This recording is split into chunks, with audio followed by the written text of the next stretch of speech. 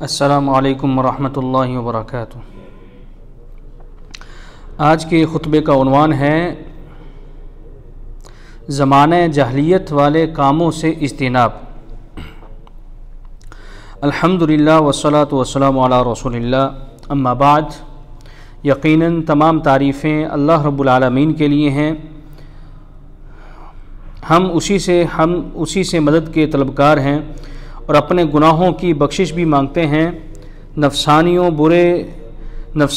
برے اعمال کے شر سے اسی کی پناہ چاہتے ہیں۔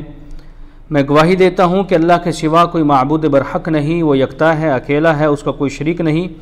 اور میں یہ بھی گواہی دیتا ہوں کہ محمد رسول اللہ صلی اللہ علیہ وسلم اللہ تعالیٰ کے آخری رسول اور اس کے بندے ہیں۔ اللہ تعالیٰ آپ پر، آپ کی آل پر اور صحابہ کرام پر ڈھیروں درود و سلامتی نازل فرمائے۔ حمد و ثنا کے بعد اے مسلمانوں، اللہ تعالیٰ ہی نعمتوں سے نوازتا ہے، بندوں پر اس کی بے شمار نعمتیں ہیں، جن میں سے عظیم ترین نعمت اسلام کی نعمت ہے۔ دین اسلام میں تمام تر خوبیاں ہیں۔ اللہ تعالیٰ نے اس دین کو اپنی مخلوقات کے لیے چنا اور لوگوں کو اس کی دعوت دی۔ چنانچہ اللہ تعالیٰ جس پر اپنا فضل کرنا چاہتا ہے اسے دین اسلام کی ہدایت نصیب فرماتا ہے۔ فرمان باری تعالیٰ ہے، بل اللہ یمن علیکم ان ہداکم للایمان، بلکہ یہ اللہ تعالیٰ کا احسان ہے کہ اس نے تمہاری ایمان کے لیے رہنمائی کی۔ اگر کوئی شخص جاہلیت کے بارے میں نابلد ہو تو وہ اسلام کی حقیقت اور فضیلت سے آشنا نہیں ہے۔ لوگ جاہلیت کے اندھیر نگری میں تھے جہاں پر انسانیت اور نبوت کی روشنی بالکل ختم ہو چکی تھی، تو پھر اللہ تعالیٰ نے لوگوں کو اجالے میں لانے کے لیے اپنے نبی محمد رسول اللہ صلی اللہ علیہ وسلم کو نشانیاں اور ہدایت دے کر مبعوث فرمایا۔ دین اسلام کی بنیادی ترین مقاصد میں یہ بات شامل ہے کہ دین دشمنوں کی مخالفت کی جائے، مبادہ لوگ دوبارہ دور جاہلیت میں نہ لوٹ جائیں۔ چنانچہ امور جاہلیت میں مشابہت کو منع قرار دیا، چنانچہ اس کے لیے اہل کتاب اور مشرکین کی مخصوص عبادات وغیرہ میں مشابہت اور ان کی باتیں ماننا منع ہے۔ اللہ تعالیٰ فرماتے ہیں وَلَا تَتَّبِعْ أَهْوَاءَ الَّذِينَ لَا يَعْلَمُونَ، ان لوگوں کی خواہشات پر مت چلیں جنہیں کچھ علم ہی نہیں۔ دور جاہلیت کی کوئی بھی چیز قابل قدر نہیں، کیونکہ نبی اکرم صلی اللہ علیہ وسلم نے انہیں اپنے قدموں تلے رون دیا ہے۔ آپ صلی اللہ علیہ وسلم کا فرمان ہے، جاہلیت سے تعلق رکھنے والی ہر چیز میرے قدموں تلے مسترد ہے، رواہ مسلم۔ شرک دور جاہلیت کا سب سے بڑا جرم تھا اور یہی رسول اللہ صلی اللہ علیہ وسلم کی اہل جاہلیت سے اختلاف کی سب سے بڑی وجہ تھی۔ آپ صلی اللہ علیہ وسلم نے انہیں عقیدہ توحید اور خالص ایک اللہ کی عبادت کرنے کی دعوت دی۔ رسول اللہ صلی اللہ علیہ وسلم کی لائی ہوئی شریعت سے روگردانی گمراہی کا راستہ ہے، اور اگر اس میں باطل کو اچھا سمجھنے کی روش بھی شامل ہو جائے تو مکمل بربادی کا سامان مہیا ہو جاتا ہے۔ فرمان باری تعالیٰ ہے والذین آمنوا بالباطل وکفروا باللہ اولئک هم الخاسرون، جو لوگ باطل پر اعتماد کریں اور اللہ کے ساتھ کفر کریں تو یہی لوگ ہی خسارہ پانے والے ہیں۔ اللہ تعالیٰ کے بارے میں حسن ظن رکھنا عین عبادت اور دین ہے، اس لیے اللہ تعالیٰ کے بارے میں بد ظنی رکھنے والا شخص جاہلوں کی روش پر گامزن ہے۔ فرمان باری تعالیٰ ہے یظنون باللہ غیر الحق ظن الجاہلیہ، وہ اللہ تعالیٰ کے بارے میں جاہلیت والا ناحق گمان رکھتے تھے۔ یہ بات اللہ تعالیٰ کے متعلق بدظنی میں شامل ہے کہ اللہ تعالیٰ کے حکمت بھرے فیصلوں پر نکتہ چینی اور اللہ تعالیٰ کے اسماء و صفات سے متعلق کج روی اختیار کی جائے اور گھٹیاں چیزوں کی اللہ تعالیٰ کی جانب نسبت کی جائے۔ حضرت معاویہ بن حکم رضی اللہ تعالیٰ عنہ کہتے ہیں، میں نے رسول اللہ صلی اللہ علیہ وسلم سے عرض کیا، اے اللہ کے رسول، ہم جاہلیت میں کاہنوں کے پاس جاتے تھے، تو آپ صلی اللہ علیہ وسلم نے فرمایا تم کاہنوں کے پاس مت جاؤ، رواہ مسلم۔ ہمیں اللہ تعالیٰ پر توکل اور تمام امور اسی کے سپرد کرنے کا حکم دیا گیا ہے، جبکہ جنوں، تعویذوں وغیرہ سے پناہ طلب کرنے پر انسان مزید ضعیف اور کمزور ہو جاتا ہے۔ فرمان باری تعالیٰ ہے اور بلا شبہ بات یہ ہے کہ کچھ انسان بعض جنوں کی پناہ پکڑتے تھے تو انہوں نے ان کی سرکشی میں زیادہ کر دیا۔ اسلام نے ہمیں ہر وقت اللہ تعالیٰ کی پناہ لینے کا حکم دیا، چنانچہ جو شخص کسی جگہ پڑاؤ کرتے ہوئے کہے اعوذ باللہ التامات من شر ما خلق، یعنی میں اللہ تعالیٰ کی مخلوقات کے شر سے اللہ تعالیٰ کے کامل کلمات کی پناہ میں آتا ہوں، جب تک وہ وہاں سے کوچ نہیں کر جاتا اسے کوئی چیز نقصان نہیں پہنچا سکتی۔ رواہ مسلم۔ فوت شدگان اپنے کیے ہوئے اعمال تک پہنچ جاتے ہیں، نیک لوگوں کے لیے دعا کی جاتی ہے، ان سے مانگا نہیں جاتا۔ قبروں کو مسجدیں بنانا، مردوں سے مانگنا اہل کتاب کا طریقہ ہے۔ آپ صلی اللہ علیہ وسلم کا فرمان ہے کہ یہود و نصارہ پر اللہ تعالیٰ کی لعنت ہو، انہوں نے اپنے انبیاء کرام کی قبروں کو مسجد گاہ بنا لیا۔ متفق علیہ۔ حاکمیت صرف اللہ تعالیٰ کے لیے ہے، اللہ تعالیٰ کے دین و شریعت کو بالادستی دینا واجب ہے، جبکہ کسی اور چیز کو اس کا متبادل قرار دینا پورے معاشرے کے لیے تباہی اور محض باطل ہے۔ فرمان باری تعالیٰ ہے کیا یہ لوگ جاہلیت کا فیصلہ چاہتے ہیں؟ حالانکہ یقین کرنے والوں کے نزدیک اللہ سے بہتر فیصلہ کرنے والا اور کوئی نہیں ہو سکتا۔ بدشگونی لینے سے عزائم میں رخنے پیدا ہوتے ہیں اور اللہ تعالیٰ پر اعتماد کمزور یا بالکل ختم ہو جاتا ہے، جبکہ مسلمان اللہ تعالیٰ کے فیصلوں اور تقدیر پر یقین رکھتا ہے۔ مسلمان اپنے تمام تر معاملات میں اچھی فعل لیتا ہے، بیماری خود بخود متعدی نہیں ہوتی، بدشگونی کچھ نہیں کر سکتی، نہ مردوں پر الو بولتا ہے اور نہ ہی سفر کا مہینہ منحوس ہے۔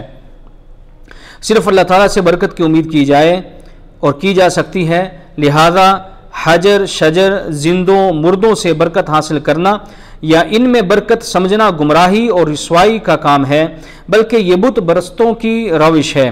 نعمتوں کی نسبت اللہ کے علاوہ کسی اور کی طرف کرنے والا حقیقت میں اللہ تعالیٰ کے فضل اور شکر سے عاری ہے۔ نیز یہ جاہلوں کا طریقہ کار ہے کہ اللہ تعالیٰ فرماتے ہیں وہ اللہ کی نعمتوں کو پہچانتے بھی ہیں مگر پھر اس کا انکار کر دیتے ہیں، اور ان میں سے بیشتر ناشکرے ہیں۔ تاروں سے بارش مانگنا اور اجرام فلکی سے معاملات کا تعلق جوڑنا بھی جاہلی طریقہ ہے۔ اسلام نے اسے یکسر مسترد کر دیا اور دلوں کو صرف اللہ تعالیٰ کے ساتھ جوڑا ہے۔ زمانہ بھی اللہ تعالیٰ کی مخلوق ہے، چنانچہ جو شخص زمانے کو برا بھلا کہے تو اس میں جاہلیت کی خصلت پائی جاتی ہے، کیونکہ اہل جاہلیت بھی کہا کرتے تھے کہ وما یہلکنا الا الدہر، ہمیں تو زمانے ہی نے مار دیا ہے۔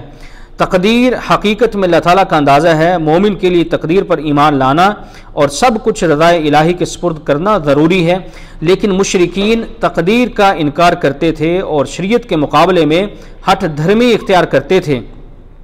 اللہ تعالیٰ نے ان کا طریقہ قرآن مجید میں ذکر کیا ہے، وہ کہتے تھے لو شاء اللہ ما اشرکنا ولا آباؤنا، اگر اللہ چاہتا تو ہم اور ہمارے آباء و اجداد کبھی شرک نہ کرتے۔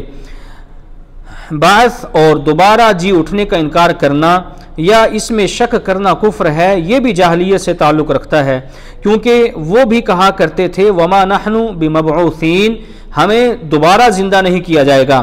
اللہ تعالیٰ کی آیات کو جھٹلانے والا یا ان میں شک کرنے والا بھی مشرکین کا پیروکار ہے، کیونکہ وہ کہا کرتے تھے ان ھذا الا اساطیر الاولین، یہ تو صرف پہلے لوگوں کے قصے اور کہانیاں ہیں۔ اللہ تعالیٰ کی آزمائش سے بے خوف ہو جانا یا اللہ تعالیٰ کی رحمت سے مایوس ہو جانا بھی ایمان کے منافی ہے، اور یہ بت پرستوں کا طرز عمل ہے، جبکہ مومن اللہ کی جانب سفر کو خوف اور امید کے درمیان طے کرتا ہے۔ نیز مومن اپنے دل کو پروردگار کی محبت سے سرشار رکھتا ہے۔ اللہ تعالیٰ ہی اشیاء کو حلال و حرام قرار دیتا ہے، مخلوق کو اس بارے میں کوئی اختیار حاصل نہیں، لیکن اہل کتاب اس کے برعکس چلتے تھے، اس لیے کہ انہوں نے اللہ کو چھوڑ کر اپنے علماء اور درویشوں کو اپنا رب بنا لیا تھا۔ ایک مومن کے لیے دلیل اور دین کا مصدر و ماخذ کتاب و سنت ہوتے ہیں، وہ کتاب و سنت کو سمجھنے کے لیے سلف صالحین کے فہم سے روشنی لیتا ہے، جبکہ تقلید اور آباء و اجداد کے رسم و رواج کو بطور دلیل پیش کرنا مشرکوں کا طریقہ اور وتیرہ ہے۔ انہوں نے اپنے دین کی بنیاد انہی چیزوں پر رکھی ہوئی تھی۔ اللہ تعالیٰ قرآن مجید میں ارشاد فرماتے ہیں، اور جب ان سے کہا جائے کہ اللہ کی جانب سے نازل کردہ وحی کی اتباع کرو تو وہ کہتے ہیں ہم تو اسی کی اتباع کریں گے جس پر ہم نے اپنے آباء و اجداد کو پایا ہے۔ لوگوں کا جمع غفیر بھی ہو تو وہ حق مٹا سکتا ہے اور نہ ہی باطل کو سچ بنا سکتا ہے۔ تعداد اور جمع غفیر سے دھوکہ کھانا رسولوں کا طریقہ کار نہیں، جبکہ مومن اپنے ہم نواؤں کی کم تعداد سے نہیں گھبراتا اور نہ ہی گمراہی کی وجہ سے تباہ ہونے والوں کی کثرت سے مرعوب ہوتا ہے۔ چنانچہ جو شخص حق بات کو اہلیان حق کی کمزوری یا کمی کی وجہ سے مسترد کر دے تو اس نے حقیقت میں دین سمجھا ہی نہیں۔ کتاب و سنت کے متبادل کے طور پر گمراہ لوگوں کے قوانین کو لینا بھی اہل کتاب کا وتیرہ ہے، کیونکہ انہوں نے بھی کتاب اللہ کو پس پشت ڈال کر شیاطین کی باتوں پر عمل شروع کر دیا تھا۔ اسلام ایک مضبوط اور ٹھوس دین ہے، اس میں غلو ہے اور نہ جفا ہے، اس میں افراط و تفریط بھی نہیں، بلکہ یہ دین صراط مستقیم ہے جو کہ اہل کتاب کے راستے سے الگ تھلگ ہے، کیونکہ غلو کرنا اہل کتاب کا طریقہ کار ہے، جیسے کہ عیسائیوں نے اپنے نبی عیسیٰ علیہ السلام کی شان میں غلو کرتے ہوئے آپ کو ربوبیت کے درجے پر پہنچا دیا۔ نیز عیسائیوں کی جانب سے جفا اس طرح آیا ہوتا ہے کہ انہوں نے اللہ تعالیٰ کا حق کے وحدانیت ہی اللہ تعالیٰ کو نہیں دیا، مزید برآں انہوں نے رسولوں کو قتل بھی کیا۔ حق بات کو باطل سے ملانا، حق چھپانا انہی کا طریقہ کار ہے۔ انہوں نے اپنے دین کو لہو و لعب سمجھا اور ہوس پرستی میں ڈوب گئے اور بغیر عمل کی نجات اور حب الہی کا دعویٰ بلا دلیل کرتے ہیں۔ اس کے لیے محض اپنے خیالات اور جھوٹے دعووں پر ہی انحصار کیے ہوئے ہیں۔ ان کا دعویٰ ہے کہ نحن ابناء اللہ و احباؤہ، ہم تو اللہ تعالیٰ کے بیٹے اور اس کے محبوب ہیں۔ اہل کتاب خفیہ و اعلانیہ حیلے بازی کے لیے سر توڑ کوشش کرتے ہیں، نیز منمانی چیزیں بھی انبیاء کرام اور دیگر سرکردہ افراد کے نام لگا دیتے ہیں۔ فرمانے باری تعالیٰ ہے، اور جب وہ کوئی شرمناک کام کرتے تو کہتے کہ ہم نے اپنے باپ دادا کو اسی طریقے پر پایا ہے اور اللہ نے ہمیں ایسا کرنے کا حکم دیا ہے۔ انہیں ایمان سے زیادہ اپنی زندگی عزیز ہوتی ہے، وہ اللہ تعالیٰ سے آخرت کی بجائے صرف دنیا مانگتے ہیں۔ جب انہیں آسائشیں مہیا ہوں تو متکبر اور جب آزمائشیں ہوں تو مایوس ہو جاتے ہیں۔ مطلب ہو تو اللہ کی عبادت کرتے ہیں، جن سے ناطہ جوڑنے کا اللہ نے حکم دیا ہے اسے توڑتے ہیں، زمین پر رفاہی کاموں کی بجائے تباہی مچاتے ہیں۔ انہیں محنت کے بغیر خوش آمد پسند ہے۔ ان کے علماء بے عمل اور جاہل اللہ تعالیٰ کے متعلق جہالت میں ٹامک ٹویاں مارتے ہیں، گمراہی میں اللہ کی عبادت کرتے ہیں۔ انہوں نے انصاف کرنے کی تلقین کرنے والوں کو بھی قتل کر دیا۔ دین اسلام کے خلاف انہوں نے خوب مکاریاں کی۔ ان کا حق سے صرف دشمنی کا واسطہ ہے، جبکہ باطل کے ساتھ دوستی اور تعاون رکھتے ہیں۔ چونکہ ان کی گمراہی انتہا کو پہنچ چکی تھی، اس لیے نبی اکرم صلی اللہ علیہ وسلم ہر چیز میں ان کی مخالفت کرتے تھے، یہاں تک کہ مشرکین نے یہ کہہ دیا یہ شخص ہر معاملے میں ہماری مخالفت ہی کرنا چاہتا ہے۔ حتیٰ کہ آپ صلی اللہ علیہ وسلم نے مشرکین کے ذبح کرنے کی جگہوں پر ذبح کرنے کی بھی مخالفت فرمائی۔ ایک شخص نے بوانہ جگہ پر اونٹ ذبح کرنے کی نظر مانی اور نبی اکرم صلی اللہ علیہ وسلم کے پاس آ کر استفسار کیا تو آپ صلی اللہ علیہ وسلم نے فرمایا وہاں زمانہ جاہلیت کا کوئی تھان وغیرہ تھا جس کی پوجا کی جاتی تھی، تو صحابہ کرام نے عرض کیا نہیں، تو پھر آپ صلی اللہ علیہ وسلم نے فرمایا وہاں مشرکوں کا کوئی میلہ وغیرہ لگتا تھا، تو صحابہ نے عرض کیا نہیں، تو پھر آپ صلی اللہ علیہ وسلم نے فرمایا جاؤ اور اس جگہ پر اپنی نظر کو پورا کرو۔ رواہ سنن ابو داؤد۔ نماز اور اذان میں بھی ہمیں ان کی مخالفت کرنے کا حکم دیا گیا ہے، چنانچہ یہودیوں کا سنگ اور عیسائیوں کا نرسنگا نہیں اپنایا گیا بلکہ اذان کو شریعت کا حصہ بنایا گیا۔ اللہ تعالیٰ نے قبلہ بیت المقدس سے تبدیل کر دیا کیونکہ اہل کتاب بیت المقدس کی جانب چہرے کر کے نماز پڑھا کرتے تھے۔ اسی طرح سورج طلوع و غروب ہونے کے دوران نماز سے روک دیا گیا کیونکہ اس وقت مشرکین سورج کو سجدہ کرتے ہیں۔ مشرکین بیت اللہ کے پاس عبادت کی بجائے تالیوں اور سیٹیوں پر اکتفا کرتے، ایسے ہی یہودیوں کی طرح نماز میں اپنی کوکھ پر ہاتھ رکھنے اور اپنے اوپر کپڑا لپیٹ لینے سے منع کیا گیا۔ اسی طرح امام بیٹھا ہو تو اس صورت میں کھڑے ہو کر نماز ادا کرنے سے منع کیا گیا ہے۔ آپ صلی اللہ علیہ وسلم نے فرمایا اس وقت عین ممکن تھا کہ تم فارسیوں اور رومیوں جیسا عمل کرنے لگو کہ وہ اپنے بیٹھے ہوئے بادشاہوں کے سامنے کھڑے رہتے ہیں، ایسا مت کرو، اگر تمہارا امام کھڑے ہو کر نماز پڑھائے تو تم بھی کھڑے ہو کر نماز پڑھو، اور اگر بیٹھ کر نماز پڑھائے تو تم بھی بیٹھ کر نماز پڑھو، رواہ مسلم۔ مردوں کو دفنانے کے لیے ہمارا خاص طریقہ ہے جو دوسروں سے مختلف ہے، چنانچہ لحد یعنی بغلی قبر ہم بناتے ہیں اور شق دوسرے لوگ۔ اللہ کے راستے سے روکنے والوں کے مقابلے میں ہمیں اللہ کی راہ میں خرچ کرنے کا حکم دیا گیا ہے۔ فرمان باری تعالیٰ ہے وہ عنقریب اپنے اموال خرچ کریں گے، پھر یہی اموال ان کے لیے باعث حسرت ہوں گے اور پھر وہ مغلوب ہو جائیں گے۔ ہمارے اور اہل کتاب کے روزوں میں سحری کا فرق ہے، نیز اہل کتاب کی مخالفت کرتے ہوئے جب تک لوگ سحری میں تاخیر اور افطاری میں جلدی کریں گے خیر و بھلائی میں رہیں گے۔ جب نبی اکرم صلی اللہ علیہ وسلم نے عاشورہ کا روزہ رکھا تو معلوم ہوا کہ یہود بھی عاشورہ کا روزہ رکھتے ہیں، تو پھر آپ صلی اللہ علیہ وسلم نے فرمایا اگر میں آئندہ سال زندہ رہا تو میں 9 کا روزہ بھی رکھوں گا، رواہ مسلم۔ رؤیت ہلال ہی روزوں اور عید کے لیے علامت ہے۔ اس کی وجہ بیان کرتے ہوئے شیخ الاسلام امام ابن تیمیہ رحمہ اللہ کہتے ہیں تاکہ دیگر اقوام کی مخالفت ہو جو اپنی عبادات اور ایام عید کے لیے فلکی حساب پر اعتماد کرتے ہیں۔ حج کے مہینوں میں جاہلیت کے لوگ عمرہ نہیں کیا کرتے تھے تو نبی اکرم صلی اللہ علیہ وسلم نے ان کی مخالفت میں حکم دیتے ہوئے فرمایا عمرہ حج میں شامل ہو چکا ہے، رواہ مسلم۔ مشرکین عرفات سے قبل از مغرب اور مزدلفہ سے بعد از طلوع آفتاب واپس آتے تھے تو نبی اکرم صلی اللہ علیہ وسلم نے ان کی مخالفت کرتے ہوئے عرفات سے بعد از مغرب نکلتے اور مزدلفہ سے قبل از طلوع آفتاب واپس آتے۔ مشرکین بسا اوقات برہنہ حج کیا کرتے تھے تو اللہ تعالیٰ نے ستر ڈھانپنے اور مسجد میں جاتے ہوئے عمدہ لباس پہننے کا حکم دیا۔ دور جاہلیت میں مشرکین مخصوص جانور مختلف اوقات میں ذبح کرتے تھے تو نبی اکرم صلی اللہ علیہ وسلم نے ان سے منع فرمایا کہ فرا اور عتیرہ کی کوئی حیثیت نہیں۔ فرا یہ اونٹنی کا وہ پہلا بچہ ہوتا ہے جسے مشرکین اپنے معبودان باطلہ کے لیے ذبح کرتے ہیں، اور عتیرہ ماہ رجب میں ذبح کیے جانے والے جانور کو کہتے ہیں، متفق علیہ۔ آپ صلی اللہ علیہ وسلم نے ناخن سے ذبح کرنے کی ممانت فرمائی۔ حبشی اس سے ذبح کرتے تھے۔ مصیبت پڑنے پر ہمیں صبر اور ثواب کی امید رکھنے کا حکم دیا گیا جبکہ ان سے متصادم چیزوں سے روکا گیا۔ آپ صلی اللہ علیہ وسلم کا فرمان ہے وہ ہم میں سے نہیں جس نے اپنے رخساروں کو پیٹا، سینہ چاک کیا اور دور جاہلیت والی باتیں کی، رواہ البخاری۔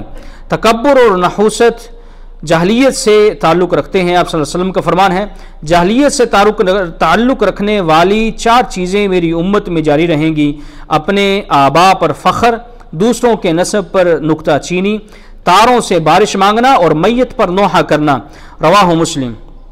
سونے چاندی کے برتنوں میں کھانا بھی تواضع ہے۔ نیز اعلیٰ قسم کے کپڑے پہن کر فخر کرنا بھی منع ہے۔ آپ صلی اللہ علیہ وسلم نے عصفر کلر یعنی زرد رنگ کپڑا پہننے سے منع فرمایا اور فرمایا کہ یہ کفار کے کپڑے ہیں اس لیے انہیں زیب تن مت کرو، رواہ مسلم۔ اسلام انسانیت کا احترام کرتا ہے، اسی لیے دوسروں کی تحقیر اور مذاق سے منع کیا گیا ہے۔ آپ صلی اللہ علیہ وسلم نے کسی کو اس کی ماں کی وجہ سے حقارت کا نشانہ بنانے سے منع فرمایا اور فرمایا تمہارے اندر جاہلیت پائی جاتی ہے، متفق علیہ۔ نیز ہمیں تعصب سے بھی خبردار کیا کیونکہ یہ لڑائی جھگڑے کا باعث بنتی ہے۔ فرمان باری تعالیٰ ہے جب کافروں نے اپنے دلوں میں جاہلیت والا تعصب بٹھا لیا، اسی طرح جس وقت ایک انصاری صحابی نے انصاریوں اور ایک مہاجر صحابی نے مہاجروں کو صدا لگائی تو آپ صلی اللہ علیہ وسلم نے فرمایا دور جاہلیت والی صدائیں کس کے لیے، متفق علیہ۔ اندازہ لگائیے کہ اگر شرعی ناموں سے پکارنے کے بارے میں یہ نبوی رد عمل ہے تو دیگر ناموں سے پکارنے میں کیا ہوگا؟ ہمیں خرید و فروخت وغیرہ کے وقت اپنے خصوصی اسلامی کردار کو اجاگر کرنے کا حکم دیا گیا ہے کیونکہ اسی سے سچائی، عدل اور امانت داری چھلکتی ہے۔ ہمیں دور جاہلیت سے تعلق رکھنے والے طریقہ تجارت سے روکا گیا ہے، چنانچہ ماپ تول میں کمی، جوا اور سٹے بازی کی ممانت کے ساتھ سودی ربا کا لین دین کی سختی سے منع کیا گیا ہے۔ اللہ تعالیٰ نے ہمارے لیے پاکیزہ چیزیں حلال اور گندی چیزیں حرام قرار دیں، لیکن دور جاہلیت سے تعلق رکھنے والے لوگوں نے اس کے برعکس عمل کیا۔ تخلیق الہی سے بڑھ کر کوئی خوبصورتی نہیں ہے۔ اہل کتاب کی عادت ہے کہ وہ شیطان کے نرخے میں آ کر تخلیق الہی میں تبدیلیاں کرتے ہیں، چنانچہ نبی اکرم صلی اللہ علیہ وسلم نے ان کے پیرو بننے سے منع فرمایا اور حکم دیا کہ مشرکوں کی مخالفت کرو، داڑھی بڑھاؤ اور مونچھیں کترواؤ، متفق علیہ۔ نبی اکرم صلی اللہ علیہ وسلم نے سفید بال رنگنے کا حکم دیا اور سیاہ رنگ سے روکا، نیز اگر کوئی شخص داڑھی کے بالوں میں گرہ لگائے یا تانت باندھے تو اس سے آپ صلی اللہ علیہ وسلم نے اظہار لا تعلقی فرمایا۔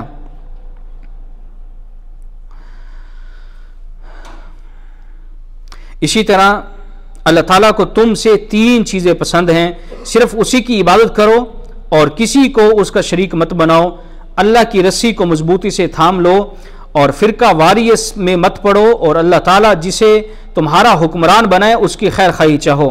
شیخ محمد بن عبد الوہاب رحمہ اللہ کہتے ہیں، دین و دنیا میں اگر کوئی خلل پیدا ہوتا ہے تو وہ ان تینوں میں سے کسی ایک یا تمام چیزوں میں کمی کی وجہ سے ہوتا ہے۔ ان تمام تر تفصیلات کے بعد اے مسلمانوں، ہمارا دین کامل اور معزز ترین دین ہے، ہم اس پر عمل پیرا ہو کر ہر قسم کی کامیابیاں حاصل کرتے ہیں، جبکہ جاہلیت پر مبنی امور کو بجا لانا کمزور انسان کی علامت ہے۔ چنانچہ اگر کوئی شخص ان میں سے کسی بھی چیز کو اپناتا ہے تو وہ غضب الہی کا سامان پیدا کر رہا ہے۔ آپ صلی اللہ علیہ وسلم کا فرمان ہے، اللہ تعالیٰ کے ہاں ناگوار ترین شخص وہ ہے جو اسلام میں جاہلیت کے امور تلاش کرے، رواہ البخاری۔ کسی کا پیرو بننے سے دل میں اس کی محبت پیدا ہوتی ہے، ظاہری طور پر کسی سے مشابہت اختیار کریں تو دلی میلان اس کی جانب بڑھنے لگتا ہے۔ جس شخص نے جس قوم کی مشابہت اختیار کی تو وہ انہی میں سے ہے۔ کسی بھی قوم میں جتنی بدعات پیدا ہوں گی اتنی ہی سنتیں ان کے ہاں سے اٹھا لی جائیں گی۔ اسی طرح اگر کوئی قوم جاہلیت والا طریقہ اپنائے تو اس سے کئی گنا زیادہ ہدایت ان کے ہاتھ سے جاتی رہتی ہے۔ فرمان باری تعالیٰ ہے، میرا یہ سیدھا راستہ ہے، تم اس کی اتباع کرو، دیگر راستوں پر مت چلو، وگرنہ یہ راستے تمہیں اللہ کے راستے سے بھٹکا دیں گے۔ اللہ تعالیٰ میرے اور آپ سب کے لیے قرآن مجید کو خیر و برکت والا بنائے اور اس کی آیات سے مستفید ہونے کی توفیق عطا فرمائے۔ وآخر دعوانا ان الحمد للہ رب العالمین۔